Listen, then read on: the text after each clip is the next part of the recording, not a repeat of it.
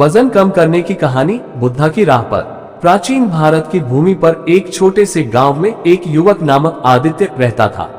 आदित्य अपनी चंचलता और खुशमिजाज स्वभाव के लिए जाना जाता था, लेकिन समय के साथ उसका शरीर वजन बढ़ाने लगा।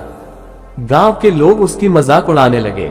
उसकी स्थिति ऐसी हो गई कि वो न ही ठीक से काम कर पाता और न ही जीवन का आनंद ले पाता। आदित्य ने कई उपाय किए, जड़ी बूटियां, कठिन व्यायाम और भूखा रहना, लेकिन कोई स्थायी परिणाम नहीं मिला।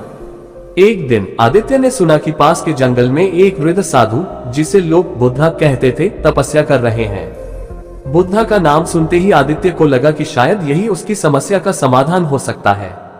वह जंगल की ओर चल पड़ा। बुद्धा से पहली मुलाकात। जंगल के बीचों बीच आदित्य ने बुद्धा को एक वृक्ष के नीचे ध्यान में लीन देखा।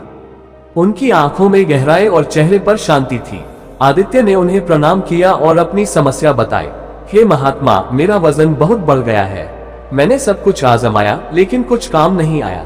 कृपया मुझे राह दिखाए। बुद्धा मुस्कुराए और बोले, वजन का बढ़ना केवल शरीर का बोझ नहीं, यह मन का बोझ भी है। क्या तुम वाकई हल्का होना चाहते हो? आदित्य ने दृढ़ता से कहा, हाँ गुरुजी। बुद्धा ने उसे कुछ सिद्धांत सिखाने का वादा किया और कहा, हर दिन मेरे द्वारा बताए गए एक पाठ को अपने जीवन में उतारो। धीरे धीरे तुम्हारा वजन भी घटेगा और मन भी हल्का होगा। पहला पाठ, आत्मनिरीक्षण। पहले दिन बुद्धा ने आदित्य को एक शांति भरी जगह पर बैठने और अपने मन के विचारों को देखने को कहा। तुम्हारे भोजन की आदतें तुम्हारे मन के विचारों से जुड़ी हैं। जब तक तुम अपने विचारों को समझ नहीं पाओगे, तुम अपनी आदतों को नहीं बदल पाओगे।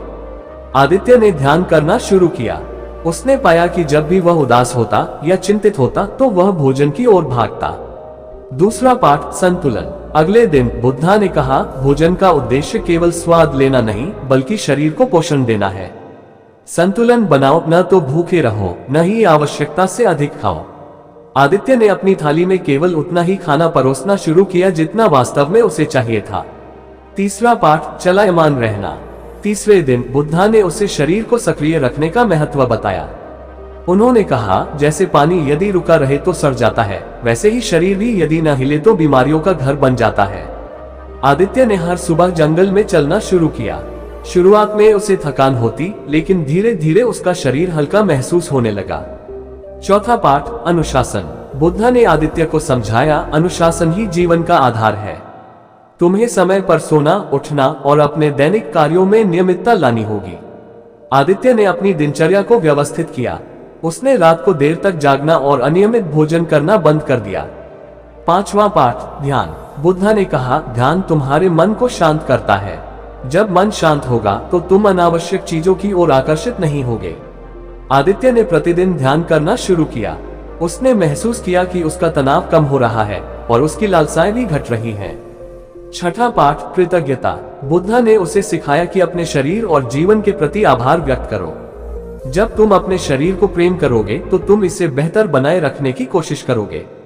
आदित्य ने अपनी हर छोटी उपलब्धि के लिए खुद को सराहा। सातवां पाठ, धीरे धीरे आगे बढ़ो। बुद्धा ने कहा, वजन कम करना कोई दौड़ नहीं, यह एक यात्रा है। धैर्य रखो और अपने प्रयासों पर भरोसा करो। आदित्य ने समझा कि उसे परिणामों की चिंता किए बिना अपनी आदतों को बदलते रहना होगा। परिणाम, 6 महीने बाद आदित्य ने पाया कि उसका शरीर हल्का हो चुका है, लेकिन इससे भी बड़ी बात यह थी कि उसका मन हल्का और शांत हो गया था।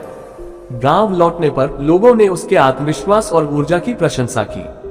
समापन, बुद्धा के सिद्धांतों ने न केवल आदित्य का वजन घटाया, बल्कि उसे एक नया जीवन जीना सिखाया। उसने सीखा कि शारीरिक और मानसिक स्वास्थ्य को संतुलित रखना ही सच्ची सफलता है। इस प्रकार आदित्य ने अपनी यात्रा से यह सिखाया कि वजन कम करने के लिए केवल शरीर पर नहीं, मन और आत्मा पर भी ध्यान देना आवश्यक है।